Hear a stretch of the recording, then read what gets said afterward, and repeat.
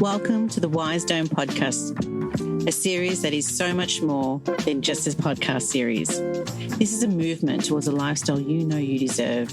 It's all about the ease of inspiring and sharing your knowledge and experiences online.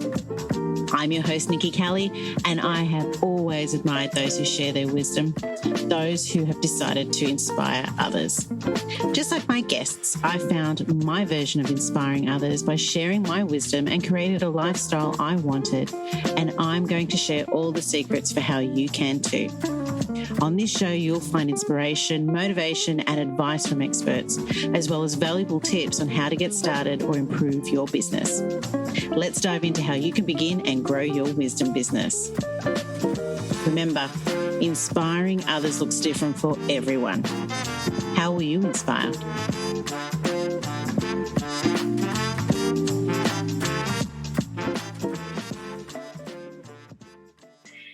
In our busy lives, we can sometimes find ourselves falling deeper and deeper into a struggle of naughty habits that we know aren't doing any good for us. In most cases, it's not intentional. However, to get out of those habits, we can move forward. We may require a little swift kick, so to speak, to shift us. Habits are habitual, meaning we repeat them over and over again. And guess what? If you're not getting anywhere good by repeating these habits, there's a good sign it's simply not working. Surprise, surprise, hey? So today's guest is all about getting real and healing from within, being transparent and looking beyond the physical body, but considering our mental, emotional, and spiritual well-being to get us moving forward. We're chatting to Suzanne. Suzanne used to be a yo-yo dieter, and now she's a weight loss coach focusing on mindset. For the past few years, Suzanne has been helping women struggling with their weight to ditch the weight loss roller coaster and create sustainable habits in her coaching group called Why Wait. Welcome, Susan, to the Wise Dome podcast. Thank you for having me, Nikki. Lovely. So tell us a bit about yourself. How did you get started? Where do I start? For my business, I started in 2017. I have 2 children, and before starting my own business, I worked just over an hour from where I lived. So when I had one child, dropping one into childcare and driving just over an hour was okay, because if I got stuck in traffic, people could step in and pick up one child. Yep. Once you have 2, 2 lots of car seats, all that sort of stuff, it just became a nightmare. So I actually decided to start working for myself, because then I could set my own hours and, live the life that we all so dream of. Yeah. And I had recently dropped 50 kilos at that stage, so I still had about 30 to go. And I was figuring why wait, which ended up becoming my program a couple of years later. But if I waited until I was at my goal and perfect and all the things we say, I still wouldn't have started my business now 5 years later. Okay. So I started there and did one-on-one coaching for weight loss mindset. So I don't tell people what to eat or how to exercise, because face it, everyone knows what to do. They just don't do it. Yeah. So that's how it got started. And it's very flexible too, because of my husband's work. We tend to move around a lot. And so now it's easy. I just need my backdrop and there I am. So when it comes to actually starting the wisdom business, okay, so it's great to hear that you didn't wait around, you just started and took that step, because a lot of us tend to do that, don't we? We procrastinate and we just sit there and go, okay, yeah, I'll do it. Yeah, I'll do it. I'll get there. But it's so great that you actually just went out and started. So when you did start, what did you actually do? What were the steps that you took? So it's funny you should say that, I'll wait, because a lot of people that I coach now, it's kind of like, I do a bit of tough love. Do you have a business or an expensive hobby? Because so many of us, we go for training after training after training and have all these certifications, which our clients never ask for anyway. Like, and even if they did, a lot of the time they don't know what it means. Yeah. So I started a Facebook page where I just shared stories of what I was doing and what was happening for me. I joined a couple of business groups and just contributed to the conversation. A lot of them will have like a sales day, a pitch day, which I avoided. Okay. I was all in the other days, but like when it came to asking somebody to work with me, I was out. And the more you give value and make connections and stuff, people tend to ask like, what do you do? Yeah. and I was doing a coach training as well. So I did do a certification. You don't need one, but I did one. Just gave me an idea of how to structure a session, and just I felt a bit more comfortable. I've since done many others as well, but just so I had an idea of how to run sessions. And I basically was like, well, I used to get paid, about $50 an hour in my job, so I'll just charge $50 an hour for my coaching, and I'll see. Yeah. You got to replace I figured that. what was the worst that could happen? People wouldn't buy it. So I just started there. I had a couple of clients. Like I did do a lot of free coaching just for my my practicing and stuff in the beginning, but then transitioned into paid. And I basically used to do my coaching kind of like how you do a massage. Like you go, people have a session, I go, okay, bye, and like see you next time. And after a little while, it was like, it's not really in service to, I'm in the business of transformation, just leaving it in their court for when to come back and where. And I love it if you have a massage. And I actually went to one at the beginning of this year and was like, gave me a massage. They're like, you've got lots of knots. Yeah, like, I know that. Here's a plan and whatever. And I was like, oh my God, take my money. So I was like, if I'm like that with the things that I buy, why wouldn't the people who want to work with me? So I started off, I think I did a 10 session pack to start with, because I used to be a personal trainer like ages ago, and you used to buy a PT 1, 3 or 10. So I kind of did it like that for a couple of months. And then it was kind of like, it was good, but like it wasn't the real like lasting transformation. It's like, how long would it take someone to go from a lifelong struggle with weight to actually, this is going to be the last time? And I really sat with it and I was like, it's going to be 6 to 12 months. It's not something we can do in a session or a couple of sessions. So then I actually changed my packaging from a number of sessions to a period of time. And people book 6 months. And then we have a structure in there, but also flexibility, because you have those times where you fall off the wagon or things are a bit hard and you want the extra support. And there's times when you're rolling and it's easy and I've got this, Suze. So it kind of, works itself out having this big 6-month package. So you move along with your clients as well and sort of, mold the package, I guess, around them as well. I guess every client's different, aren't they? So, we don't all have the same mindset and we don't all have the, no, it's really good that, as far as, coaching goes or even mentoring goes, it's, you do have to sort of roll with the punches, don't you? You've got to sort of see what the reactions are and how to change things. And that sort of leads me to my next question, which was, were there any major lessons that you learned from your students that might have changed the way you actually, like you mentioned, you did structure it differently, your packages, but was there a different way you actually coached maybe? So, well, the one of the ones that led to that structural change from a number of sessions to a period of time was I found a lot of people would like to keep a few sessions in their back pocket. Like they just, I don't want to book the last couple, like I just want to have it in reserve. Right. And it was like, for me, like in terms of the business person, I found, because I've now transitioned more into working with overgivers, but the things like the emails or the voice message support I would do would be continuing well past the period that they had essentially paid me for. Right. So, which was cutting into my ability to recruit new clients because I still technically, energetically had these people on the books. Right. So there was that, but also like this sense of completion with any sort of goal.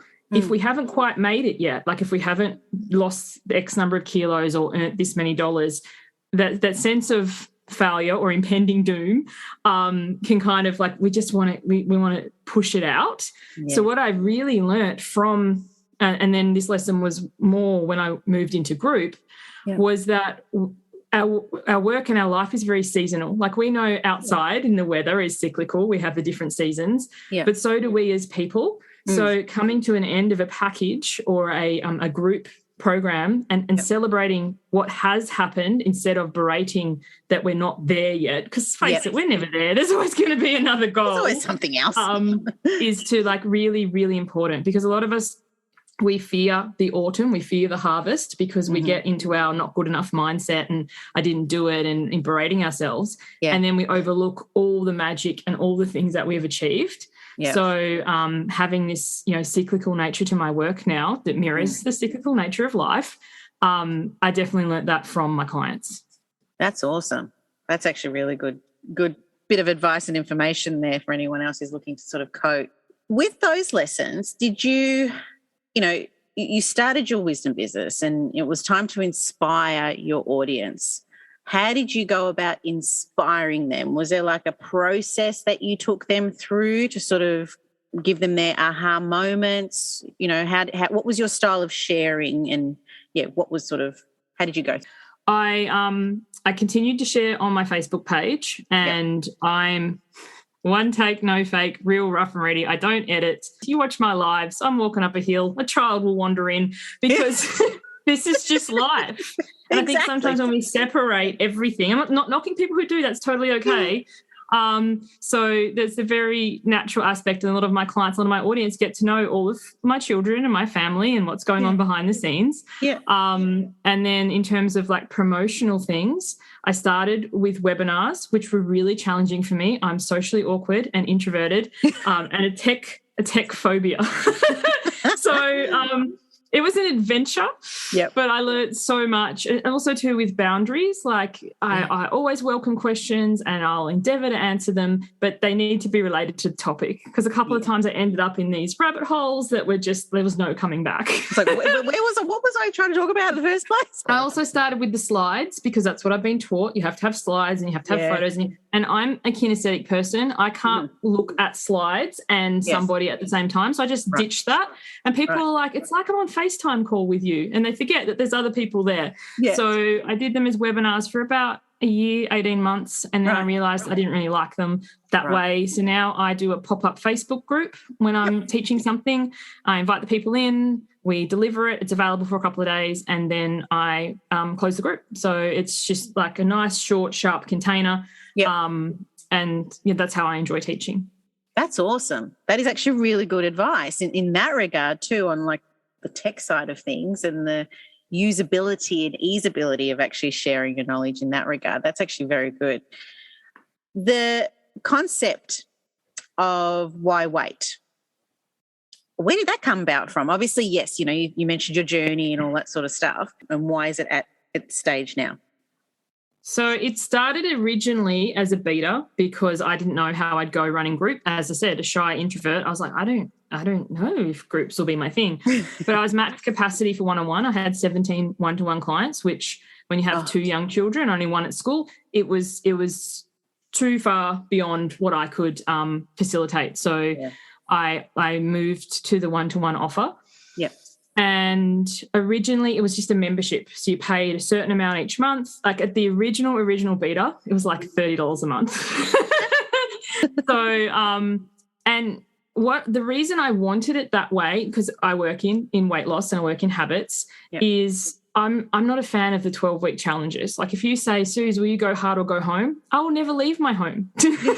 So I'm not interested in what people can do for 12 weeks. I'm interested in what they can do for life. So I ran it as a membership. It was basically you pay, you come, and then you go.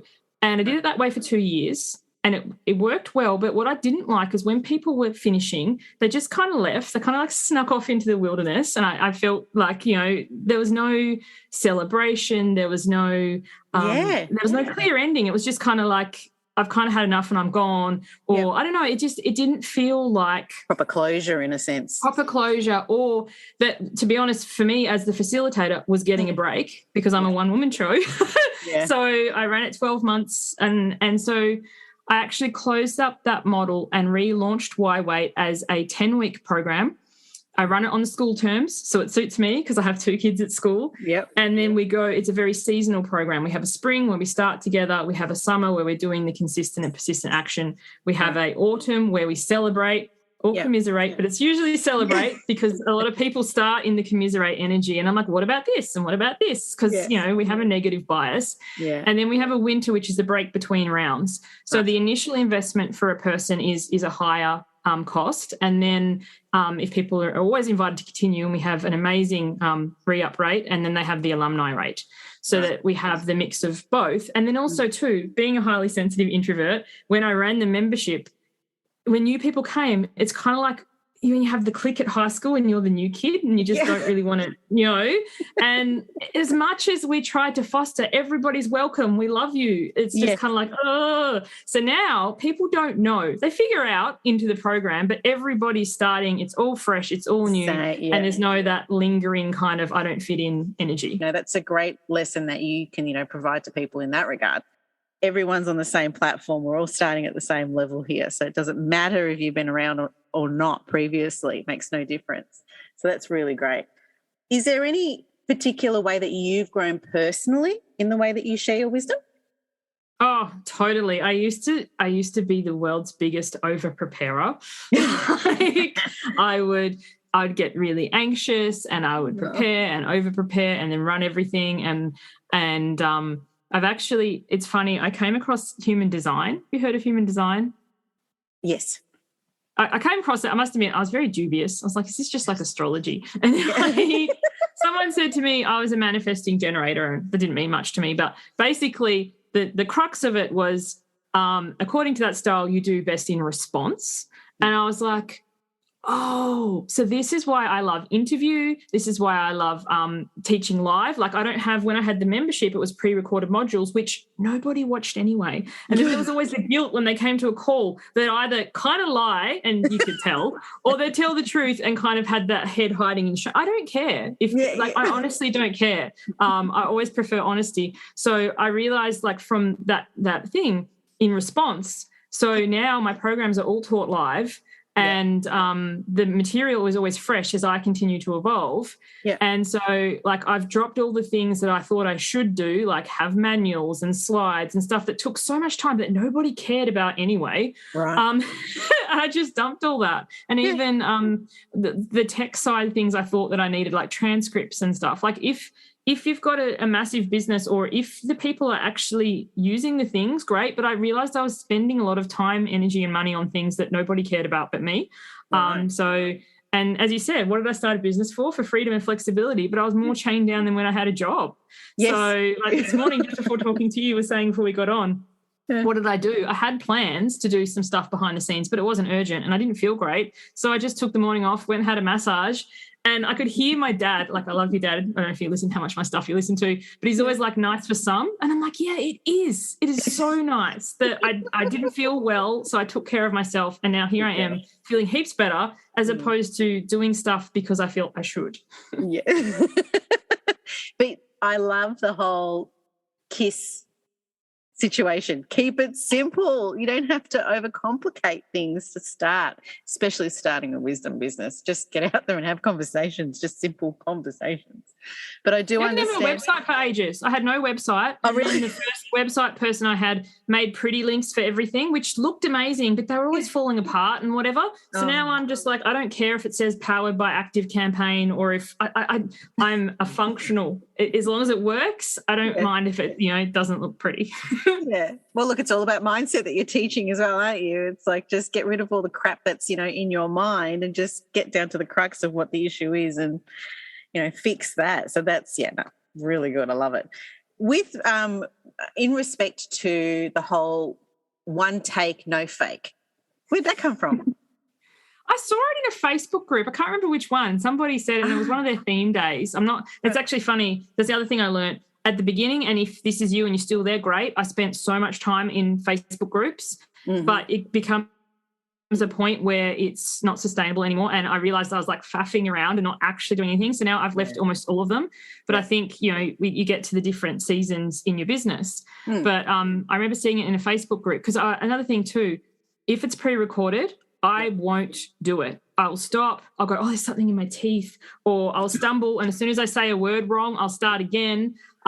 So there's one video on my website that's pre-recorded, and you can so tell I feel artificial.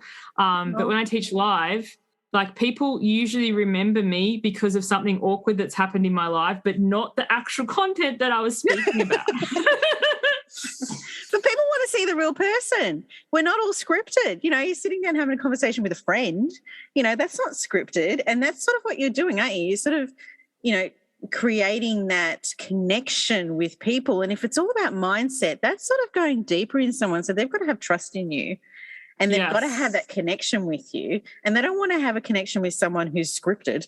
You know, they want to Here know are the that three things you need to know. You feel lectured at, you don't feel connected to. So like the other day I did a Facebook Live and I walked past the street library and I was like so excited. And then I was like, I got back and the comments I got was, how did you manage to get distracted by the street library and then come straight back on the beat? And then did you go back later and get the books? Like there was all this interest in the street library. and also now thinking about it, I don't remember what I was talking about in the video, but I do remember the street library. But see, they connect, and it's you know, I guess in the world of wisdom sharing, you're sharing a piece of yourself. So it's you as a person. It's not just, you know, the knowledge that you have or the experience, the lessons that you've learned that you're sharing. It's the person who's delivering it. And if you don't connect with that person delivering that information, it might not just be for you, you know. But I want to go back to the point where you mentioned earlier about, you know, you just do your lives. You don't have any downloadables or anything like that. Have you found, or maybe you do, I don't know. No, I don't. So have you found that, you know, with your audience, obviously based on what you do you just get your audience in that particular situation just to write their own notes and things like that when, you know, they're doing sessions with totally. you? Because the thing is, how often do we download a downloadable that collects digital dust, like these digital dragons hoarding all these resources that we never actually use? Whereas the study has shown that we only retain so much of what we listen to, so much of what we write, and then so much of what we teach. So in my programs, like in my way, I have prizes, which is method to my madness, but it's for takeaways. Because the thing is, when the people have an aha or a wisdom or some insight and then they share it, they're having to type it or do their own video to reframe the knowledge that they've just picked up in their own words, which may insight a thing for someone else. Because as you said, you learn from the person, not necessarily the message. Like how often has someone come to you and go, did you know? And you're like, I've been telling you this forever. So basically by having them do that, which is motivated by prizes, then they are actually retaining that and embodying that at a new level, because then they're having to articulate it. I don't want a whole bunch of mini Susas going quoting the same thing. I want to hear their take of it. And often the shares will start, another share will start. It's like a domino effect. And we all, like I'd say my program's more a round table. Like I hold the container, but I'm as much a part of it rather than a teacher or some person like lecturing like Moses, giving it to them on the stone. So I don't actually provide much in terms of framework. And the things that I do have, the couple of worksheets, are all questions. Like when I was a kid, I was told I asked too many questions, and now I've made a living out of it. But it's asking them, what are they picking up from this, rather than me giving them a summary. Right. Do you review their answers? Yes, I review their answers. And even when I run free trainings and that, I always ask, what do people want to learn? Because there's no point me talking about something not of interest. And now it's kind of become a bit of a joke because someone will, I always read out anonymously because, you know, the most cheeky answers. And last time it was like, how do I swear like an Aussie? And I was like, oh, you've come to the right place. So, yes. And within a group, how do you find that as part of a group? Like, do you ever find that there might be some people that just sort of sit in the background? Like, do you take note of those types? You know, it totally is. In the beginning, when I was new in business, I used to really struggle with the people who didn't participate. Right. Even though I'm not the kind who's active in a group, it's hilarious that I facilitate a group, but in groups I'm very quiet and reserved. But it's not up to me to decide what they are learning or what they're taking away. And sometimes if you well-meaningly check in, they can receive that as being pushed or being prodded. Like they get to choose how they engage with the material. So I remember I had a lady once, and this is when my weight was still month to month. And after a year, she was finishing up, and she never came to a call. She never posted in the group. She never did anything. I checked in about once a month or so. How you going? I'm going fine. You know, got a message back. Okay. And then she wrote this most beautiful post that she shared as her farewell. Like I love people, if they feel comfortable too, like don't slink out. Like we want to celebrate you. Yeah. And I can still remember it to this day. I was in tears, like all that she got from it, even though she'd never been like active. And then that she dropped 40 kilos. I was like, holy cow. And it was just like the power, like some people get to choose how much they engage. Yes. And they're always like welcomed. And I do groups or sometimes individual reach out, but not so much anymore because I find people do feel a little bit not as comfortable from that as I thought. Pressured, yeah. But it's a place you can turn up. I don't care if you haven't watched anything, you've lost your login details and you don't know what a module is. Like just come as you are and you'll get what you need. Yeah, yeah. Oh, that's absolutely beautiful to hear that. Do you have any particular legacy that you want to leave, whether it be personal or business or anything like that? Within the legacy for life is the same for my personal and my business. It's like a generational ending to, I won't say dieting as such because that's an industry that's going to take a lot, but for people making what their body looks like or functions like mean anything about them as a person, because we were indoctrinated to diet from a very young age and it couldn't be trusted around food and all these sort of things. And in terms of, my direct line and my family and my children, that ends with me. I remember the first time my daughter came home from school asking me what a diet was.